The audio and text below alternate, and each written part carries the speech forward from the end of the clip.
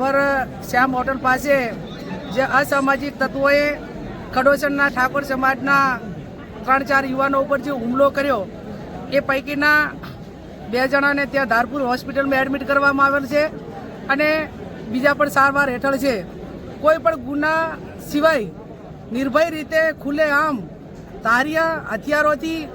જે એમના ઉપર હુમલો કરવામાં આવ્યો અને આ વિસ્તારમાં બાબર સિટીનું અને આજુબાજુનું વાતાવરણ ડોળીને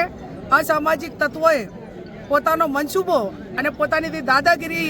એ બહાર લાવવા માટેના પ્રયત્નો કર્યા છે અને વખોડી કાઢીએ છીએ. અમારી પોલીસ પાસે એક જ માગણી છે, સમગ્ર ઠાકોર સમાજના યુવાનો ધારાસભ્યશ્રી છે, અમે બધા આગેવાનો છીએ. અમારી પોલીસ પાસે 2-3 બાબતની આ બાબરના શહેરની સુરક્ષા માટેની માગણી છે. માગણીમાં મુદ્દા નંબર 1 કે આ અસામાજિક તત્વો એ તમામ દારૂનો ધંધો કરે, જુગારનો ધંધો કરે, ગાડીઓના હપ્તા ઉઘરાવવાનો ધંધો કરે, વેપારીઓ પાસે ખંડણી ઉઘરાવવાનું કામ કરે. અનેક પુરાવો છતાં પોલીસ એમની સામે કાર્યવાહી કરતી નથી ને એટલા માટે કરીને એ પૈસામાં ચકચૂર બનીને જ્યારે એમનાથી પૈસા ઘટે ને સુવિધાઓ પૂરી ના થાય ત્યારે આ પ્રકારની બદલીઓ કરવાના પ્રયત્નો કરે છે. એટલે આને ડાબે નંબર 2 ગ્રામ્ય વિસ્તારમાં ભણવા આવતી દીકરીઓ 1% પણ સુરક્ષિત નથી. 2 નંબરના બાઇકો લઈને સતત યુવાનો અસામાજિક તત્વો એમની સામે રેકિંગ કરીને ખરાબ ધંધા કરવા માટેના પ્રયત્નો કરતા હોય છે. બીજું, આવડો મોટો ઠાકોર સમાજ હોવા છતાં જો એ સમાજને જેમ ઢોર જુડે એમ નિર્ભય રીતે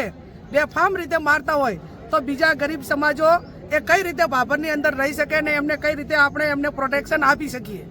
એ પણ અમારી પોલીસ પાસે માગણી. બીજું કે આ ઘટના બની એ ટાઈમે બાબર ટાઉનની પોલીસ અહીંયા હાજર હશે એને પોઈન્ટ આપેલો છે તો પોલીસે પોતાની જે જવાબદારી છે એ શા માટે કાર્યવાહી ન કરી? જ્યારે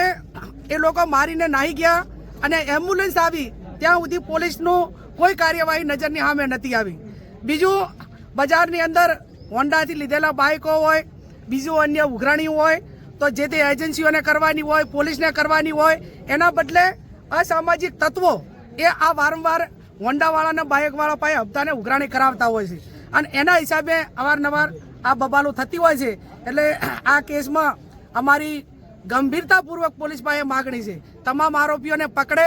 પકડીને જેલને હવાલે કરે અને જેમ રાજ્યના ગૃહમંત્રીએ કીધું કે અસામાજિક તત્વો જે તે ટાઉનમાં છે એનું વરઘોડું કાઢવામાં આવશે. તો આ તમામ આરોપીઓને પકડીને શ્યામ હોટલે જ્યાં ઘટના બની ત્યાંથી કરીને પોલીસ સ્ટેશન સુધી એનું વરઘોડું કાઢવામાં આવે અને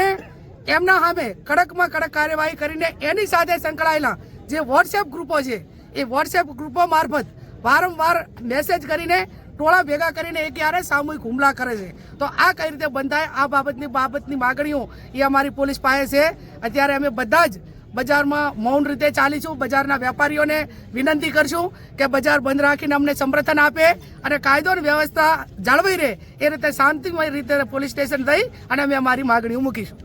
જે અસામાજિક તત્વોએ જે હુમલો કર્યો છે એમને અમે વખોડીએ છીએ અને જે બાબરની અંદર વારંવાર આ લુકા તત્વો દ્વારા જે હુમલાઓ થતા હોય છે એ હુમલાઓ ન થાય એના માટે અમે સૌ સાથે મળી એ તંત્રને પણ અને આગળ જ્યાં રજૂઆત કરવી પડે ત્યાં રજૂઆત કરી અને આવા તત્વો લુકા તત્વોને કોઈ ઊંચે અવાજે કંઈ કરી ના શકે તે બજારની અંદર શાંતિ ડોળી રહ્યા છે એ શાંતિ ન ડોળાય અને આ લુકા તત્વોને સીધા કરવા માટે જે પણ કરવું પડે એ તંત્ર દ્વારા હાથમાં કાયદો લીધા સિવાય એમને